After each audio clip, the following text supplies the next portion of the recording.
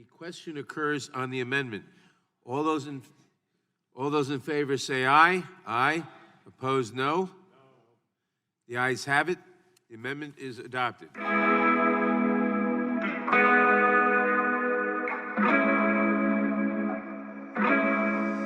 bill is considered as read and open for amendment at any point. I will begin by recognizing myself for an opening statement. H.R. 3884, the Marijuana Opportunity Reinvestment and Expungement Act of 2019, or the MORE Act of 2019, this bill would make three important changes to federal law.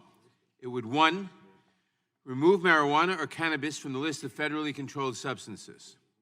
2, authorize the provision of resources funded by an excise tax on marijuana products to address the needs of communities that have been most seriously impacted by the war on drugs, including increasing the participation of minority communities in the burgeoning cannabis market. And 3, provide for the expungement of federal marijuana convictions and arrests. I have long believed that the criminalization of marijuana has been a mistake. Marijuana is one of the oldest agricultural commodities not grown for food, and it has been used medicinally all over the world since at least 2700 BC. But its criminalization is a relatively recent phenomenon. As a treatment for a multitude of ailments, including muscle spasms, headaches, cramps, asthma, and diabetes. Today it would be a highly priced drug. It was only in the early part of the 20th century that marijuana began to be criminalized in the United States, mainly because of misinformation and hysteria, based at least in part on racially biased stereotypes connecting marijuana use and minorities, particularly African Americans and Latinos. The MORE Act would remove marijuana from Schedule I, and as a result would decriminalize it at the federal level, leaving it to states to regulate marijuana at the state level as they may choose.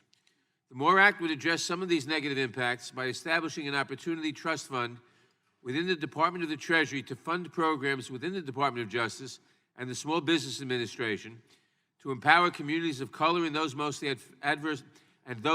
adversely impacted by the war on drugs.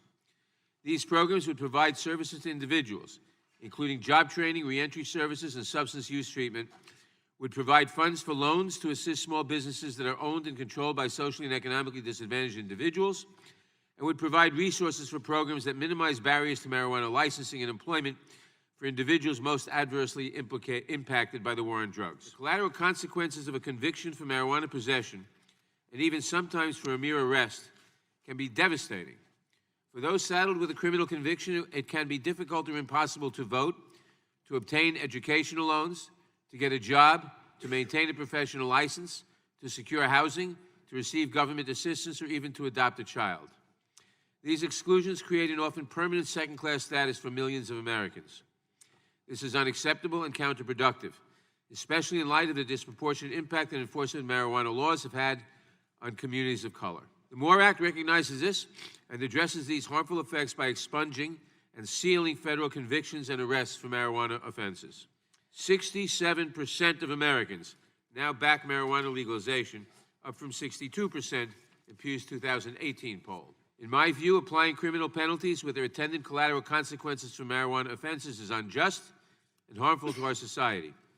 The MORE Act comprehensively addresses this injustice, and I urge all of my colleagues to support this bill today. Mr. Chairman, thank you. I don't approve of marijuana, and I believe that above all it needs to be kept out of the hands of children. There is considerable evidence that it can cause permanent neurological damage to developing brains. I also believe it does no good for society, but that's true of a lot of things I don't approve of, but that shouldn't be illegal. I'm stamp collecting, for instance. I support legalization not because I support marijuana use, but because I believe our laws have done far more harm than good. They've created a violent underground market, which has in turn become a breeding ground for spin-off crimes. Criminal convictions of young adults for merely satisfying their curiosity have ruined countless lives. And far from keeping marijuana out of the hands of young people, I believe it's done exactly the opposite. A deputy sheriff once observed that if he picked two high school students at random, gave them each $20, told one to go out and buy booze and the other one to go out and buy pot, the first one back would always be the one he sent to buy pot. They know where to get it, and the seller has no compunction to selling it to them. The one he sends to buy booze would go to one liquor store after another, get carded, and get kicked out. So I don't sing the praises of marijuana. I simply recognize the limitation of our laws and also the limits on my ability to try to run everybody's life for them. We have a societal obligation to keep this stuff out of the hands of young people, advise everyone of the risks associated with it, and then to respect the right of grown-ups to make up their own minds and lead their own lives as they see fit. So I support most of the provisions of the bill. Mr. Chairman, what this amendment does is strictly add in, and I commend you for making sure that we have restorative justice as a part of this bill. But what this amendment does is allow the funds to address any collateral consequences that individuals or communities face as a result on the war of drugs. For those of us that were in those communities when the failed war on drugs started, we know the damage that was done, and we know that the many collateral consequences that people face because of it. So the bill allows you to address any consequences for individuals, and we're just adding in individuals and communities that would face challenges as a result of the war on drugs, and that's simply what it does. Will the gentleman yield?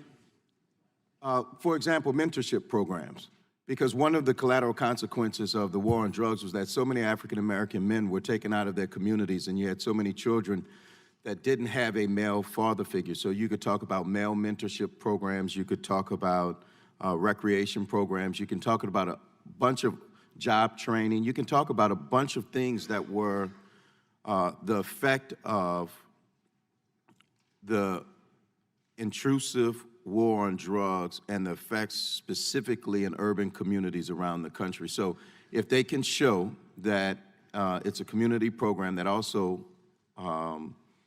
touches on some of those collateral consequences, and that's just one of many, by the way. A lot of them are educational. And I'll yield 2 seconds to, I'll yield to Karen Bass so that she can. Thank you. A couple of other collateral consequences would be the children that were removed from their mothers because the mothers were incarcerated, the people who went into jail and didn't receive drug treatment, and when they get out, they still need drug treatment. So the collateral damage is really extensive. First of all, thank the gentleman for his amendment, but I simply want to make one point. The massive incarceration post the Just Say No is evident. And even though we've been working very hard to diminish the impacts of massive incarceration in this committee, I would say the collateral damage is evident by the extensive numbers of minorities that have been incarcerated on the basis of drug possession in small amounts. I yield back to the gentleman. Thank him for his amendment. Say that this is a very helpful amendment. I thank the gentleman for offering it. I urge my colleagues to support it. I yield back. Does anyone else seek recognition on the amendment? The gentleman from Georgia. Thank you, Mr. Chairman. And again, I appreciate the gentleman's amendment. His heart in this area is evident and well thought, and I appreciate his concern here. I think I have just a bigger issue in going back to discussing this, is we're talking about, and I think the gentleman from Florida raised a very valid question on this bill. It's a broad scoping bill. It changes a lot of things. And here's an interesting point just for those in the audience. I am not opposed to looking at ways that we can change this. The question I have here, though, is this bill specifically has never had a hearing. This bill specifically has never been discussed except in broad sweeping strokes in a hearing that we had earlier this year on marijuana policy. And I understand that. But for many people going forward, if we're to actually make real change and actually make change in marijuana policy, actually look at it from its medical benefits, from its recreational benefits, anything else we want to do, is we've got to actually have a discussion, because for 70 plus, 80 plus years, the American public has been told one thing about marijuana: bad. It's hard to change opinions and minds over a simple bill right now. This is not simple. It has a lot of moving parts. It has a lot of different areas.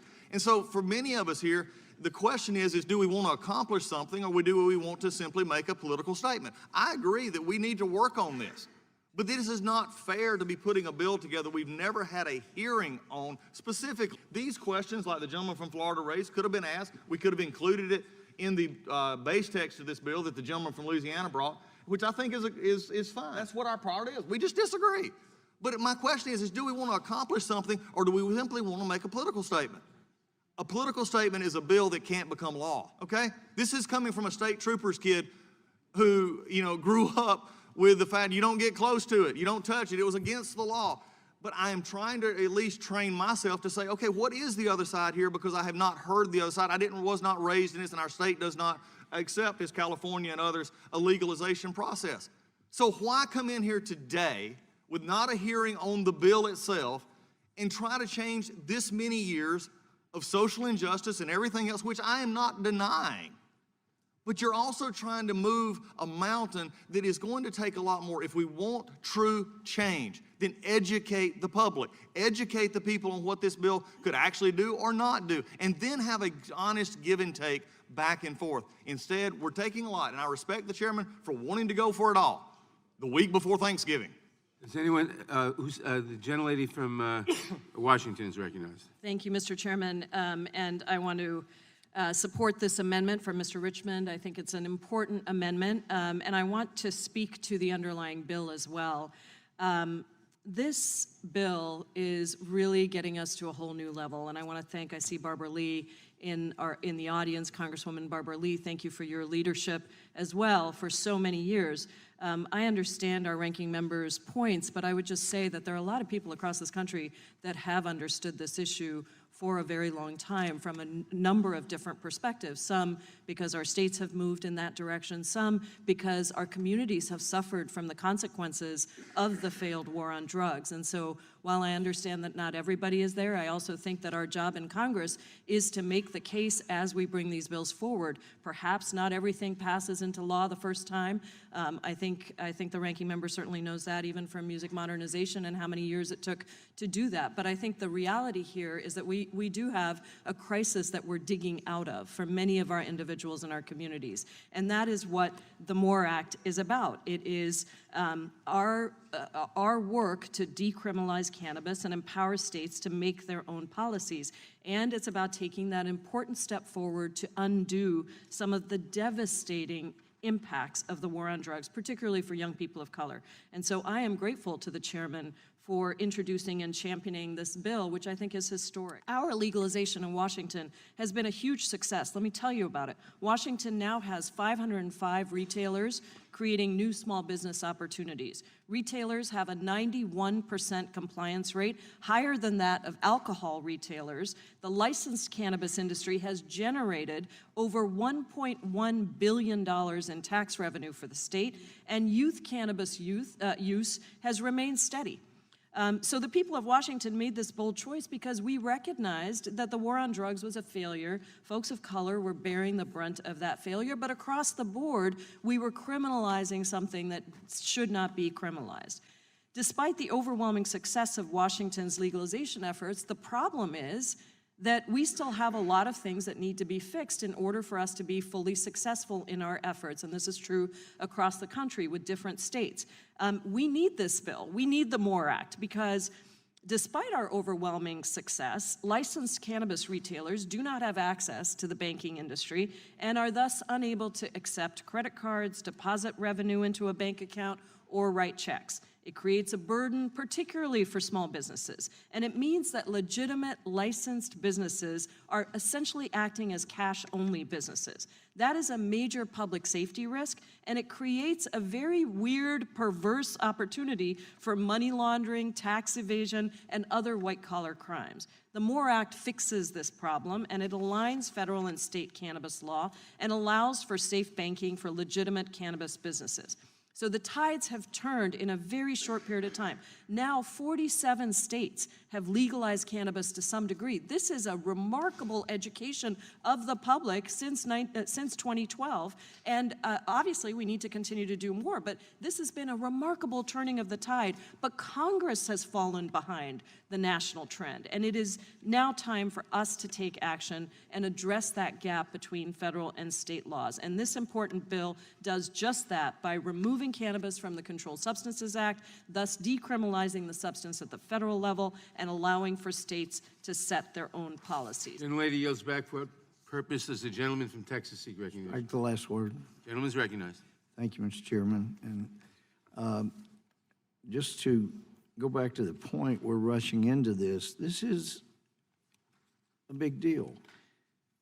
And, you know, since I've been here, I recall apparently, I believe it was in the 80s, the Judiciary Committee went rushing into an effort to be more severe on crack cocaine than powder cocaine. And many important members of the Congressional Black Caucus, I think somebody from the caucus said, if you don't make these penalties against crack cocaine much more severe, then you obviously don't care about minority communities, because this poison's destroying our communities. And so there wasn't as much need, apparently, to get real good testimony on from experts on what that would do. So we saw decades where minority communities were really unfairly treated by the overzealousness of punishment against crack cocaine compared to powder cocaine. And I'm concerned we're about to do the same thing. We're rushing in. It will be very popular in the moment with people that are here. But regardless, this should not be rushed into. There's just too many important aspects to this. We ought to be having people, some here seem very interested. We ought to hear from people that how the current laws have affected. But I just think that'd be very important before we start this war against the war on drugs. Thank you. I just want to make 2 points on this. Number one, this country has been debating and considering marijuana for many, many years. As a member of the New York State Assembly in 1977, I voted for a successful bill to decriminalize marijuana. How many years ago was that? 1977. We've been discussing it ever since. And second of all, this is a basically conservative bill. It's a states' rights bill. It says the federal government gets out of the business and leaves it up to the states. States can regulate it as they see fit, and the federal government will leave it to them. I thank the gentleman for yielding. I yield back to him. And I appreciate that, but it's still, there's a lot that's happened in 42 years, a lot more information, and a lot more information about the effects of marijuana that hadn't been previously known. I think it'd be a better idea to hear from experts instead of ourselves. And I don't know if the speaker didn't have enough faith in Democrats on this committee or too much faith in Republicans, but we need to get jurisdiction back to impeachment. Mr. Chairman, members of the committee, the idea that this committee or the United States of America and the Congress and the Senate are rushing reform on marijuana is ludicrous. We are so far behind. We don't need a bunch of experts to come tell us what we know what they're going to tell us. If they're from the drug enforcement agencies and law enforcement, they're going to say it's awful. If they're normal citizens with an ounce of understanding of what the effects of this drug have been, as distinguished from alcohol and tobacco, they'll say, make it like alcohol and legalize it, leave it up to the states. The idea that marijuana should be in Schedule 1, where it can't be researched, where you can't research it and then learn maybe something about it, which is part of our problem, is ludicrous. It's in a class with heroin, psilocybin, acid, meth, quaaludes, ecstasy. That's what's in a class with. It doesn't belong. Which one doesn't fit? Marijuana. Schedule 1 is supposed to be no recognized medical use. We know it helps people with glaucoma, with PTSD, with appetite disorder, people with multiple sclerosis, PTSD veterans, chemo, cancer, relieves nausea. We know that. So it doesn't fit that class. And a high degree likelihood of abuse. We don't see a whole lot of people hung out on the streets trying to get a joint to keep their habit going. It doesn't happen. So the fact that we get it descheduled doesn't need any great experts. And even if you were the son of a deputy sheriff, you know that's horse manure. And the fact that we should leave it to the states to get the federal government out of it, our federal drug enforcement people need to be working on meth and crack and heroin, serious drugs that do cause people to get addicted, to lose their lives, and to steal to get the money to buy their drugs, and not to be dealing with marijuana, which the only thing they get out of that is they get to claim some of the person who's selling its assets and then feed their own empire. We need to move forward and pass marijuana reform. I yield back the balance of my time. I thank the chairman for bringing this good bill forward. I intend to vote for it, the more bill, but I fear that to get something done, we may need a little less than more. Nonetheless, I do appreciate the challenge that is presented in legislating around this issue. I have to remark, though, to my dear friend and mentor from Texas's comment that he feels we may be rushing into marijuana reform. I have never heard the marijuana reform movement accused of rushing to anything. And I would also suggest that having 47 states innovate around this policy space and improve the lives of people, we are not rushing. We are being dragged forward by our constituents and by the states that are filling a void as a consequence of a failure at the federal level. And I think that failure is demonstrated across a variety of spectrums. First, the prohibition on research. And I'm grateful that the legislation the chairman's brought forward will democratize access to research by removing marijuana from the list of Schedule I drugs. Just wanted to quickly address the issue of rushing into this issue. California was the first state in the union to legalize medical marijuana back in 1998. And we know medical marijuana is good for seizures, glaucoma, and other sorts of things. Our veterans in my home state, home to the greatest number of veterans in the union, are telling me we want cannabis, we prefer cannabis to opioids. So I've approached the VA, I've asked the VA, please do research into what cannabis is good for and what cannabis is not good for. And the only thing I get from the VA is, we're not gonna do it, federal law. Federal law essentially has barred additional research into cannabis. It's time we change that situation.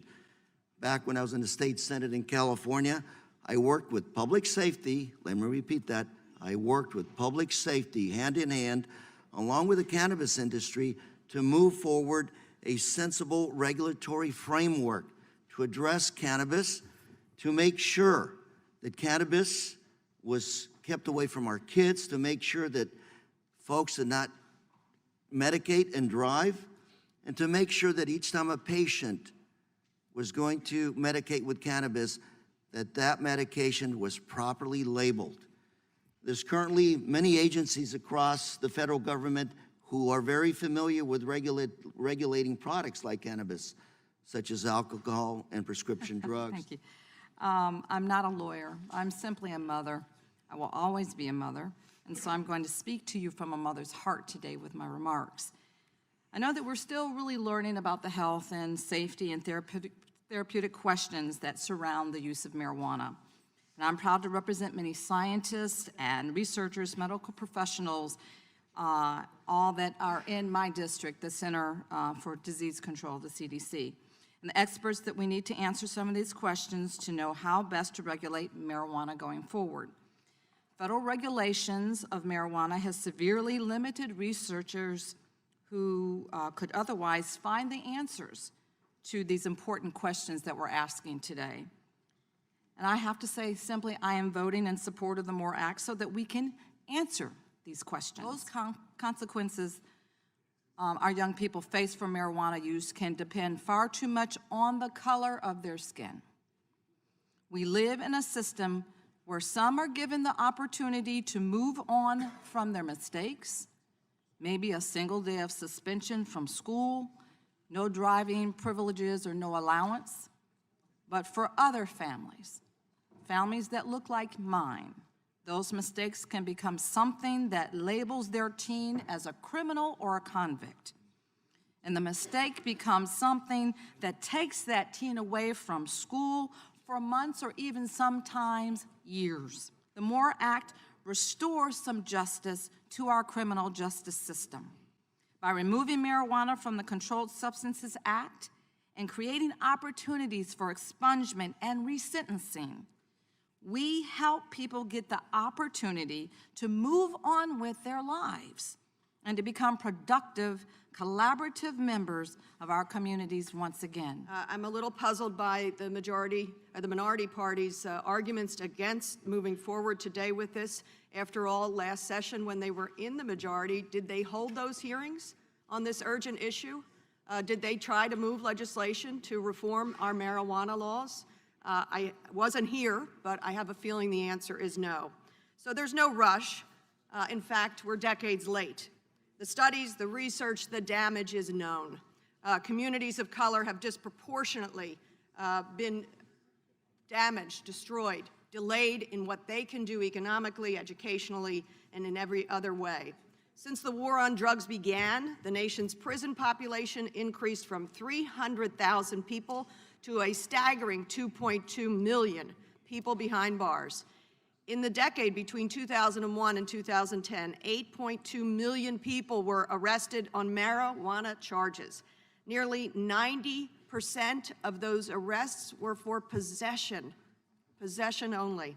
Most troubling is the fact that despite equal usage rates, Black Americans are now 4 times more likely than white Americans to be arrested for marijuana. People of color have disproportionately borne the burdens of these draconian policies, facing longer prison sentences and a lifetime of economic consequences of having a criminal record. As my colleague from Georgia so eloquently stated, think of the difference and the injustice between what might happen to one of my 3 sons and what would happen to her own. We can right that injustice. We can correct past wrongs. The MORE Act is more than just a marijuana bill. It's a sweeping effort to bring equity to our criminal justice system. By removing marijuana from the Controlled Substances Act and requiring federal courts to expunge prior convictions, this bill will go a long way to reduce the racial disparities that plague our criminal justice system. It is these marijuana laws that are feeding people into that system. And so this must come to an end. We cannot continue this way. And so I'm happy to support the MORE Act, which is going to decriminalize, take marijuana off of Schedule 1, where it resides with drugs like heroin and cocaine. This is ridiculous. It needs to stop. Too many lives have been lost to unfair jail times, decades of probation, all for selling or possessing marijuana. And with that, I'll yield the balance of my time to the gentleman from Louisiana, Mr. Richard. Move to strike the last word. Gentleman is recognized. I want to speak in favor, Mr. Chairman, of the Marijuana Opportunity and Reinvestment and Expungement Act of 2019 and in favor of the excellent Richmond Amendment. Several of our colleagues have said that we shouldn't be rushing in. I think from the standpoint of the vast majority of people in America, we're hardly rushing in. We're really decades late at this point. There are 600,000 marijuana arrests every year. Millions of people's lives have been affected by marijuana prohibition, which has proven to be a disaster at every level. So far from rushing in, we are catching up with the rest of the country as represented by state and local legislation from all over America. 46% of all drug prosecutions are for marijuana possession. So we know that hundreds of thousands of people's lives continue to be affected by these retrograde laws. Our colleague from Wisconsin invites us to engage in legislation that will bring the country together. That's precisely what this will do. More than 2/3 of Americans, 68% of Americans, favor the legalization of cannabis and an end to the war on marijuana. And here, the people have been following very carefully our own constitutional history, because, you know, we had alcohol prohibition with the 18th Amendment to the Constitution. That proved to be a complete disaster for our country as it corrupted the police forces, it corrupted the judiciary, it just drove the price of liquor sky high. It essentially built organized crime in America. And it has been the same with marijuana. It has ruined a lot of people's lives. It has corrupted a lot of law enforcement in different parts of the country, and it's essentially put the government at war with the people. We repealed marijuana, we repealed liquor prohibition in the 21st Amendment, and we should repeal marijuana prohibition today. We should end this disastrous experiment. Now, alcohol has both costs and benefits to it. And we didn't repeal the prohibition of liquor because liquor is always great. It's not, but it's got to be dealt with in a serious public policy manner and as a public health issue rather than as a question of criminal law enforcement and Big Brother. Marijuana prohibition is costing Americans billions of dollars a year in failed and futile and counterproductive enforcement efforts.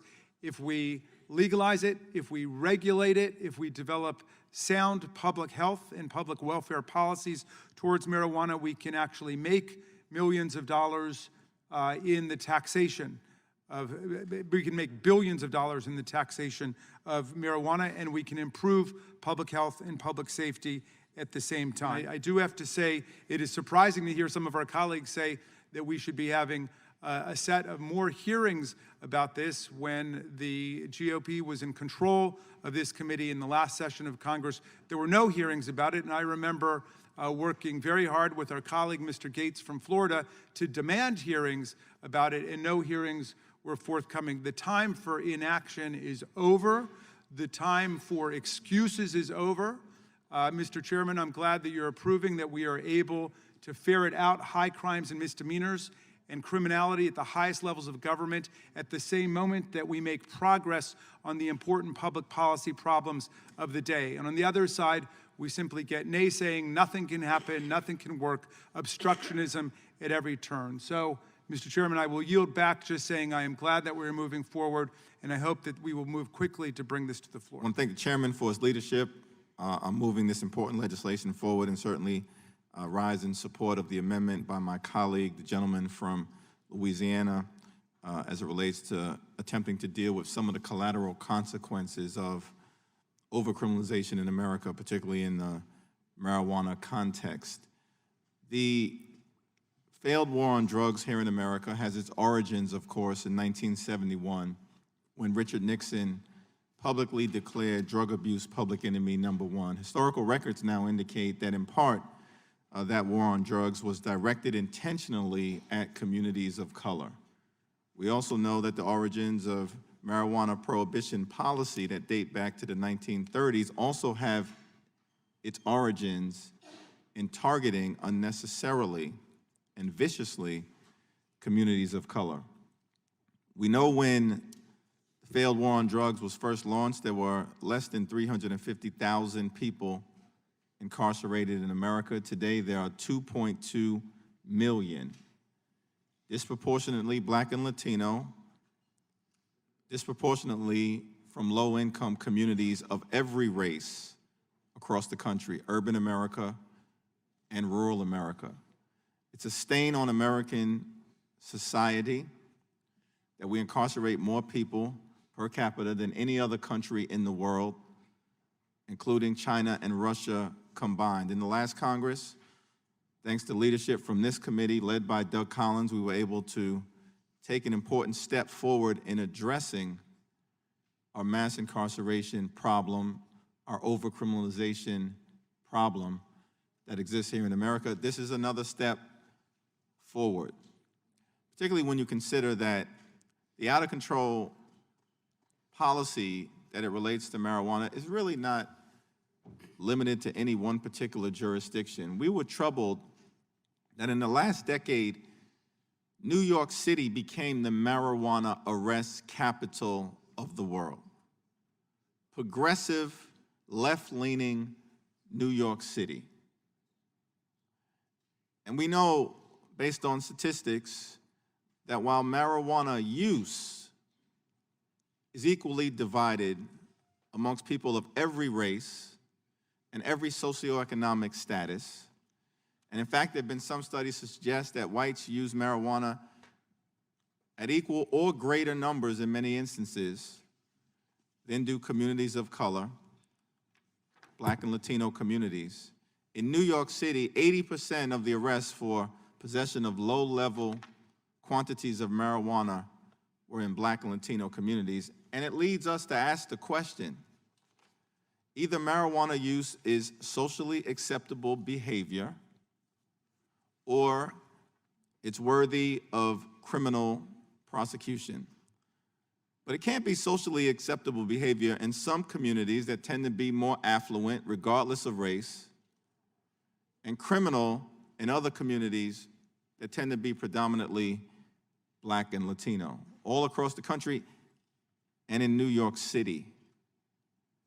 And so it's very important for the federal government to send a different message as it relates to marijuana, and that's exactly what's being done in this particular instance by descheduling it because it never belonged in Schedule 1 and is the fruit of a poisonous tree, but also making sure that we take steps to repair the damage that was done in every community as a result of the failed war on drugs, in urban America, suburban America, ex-urban America, and in rural America as well. So thank you, Mr. Chair, for your leadership, and urge all of my colleagues to support this legislation as another step forward in striking a blow against overcriminalization in America. Question occurs on the amendment.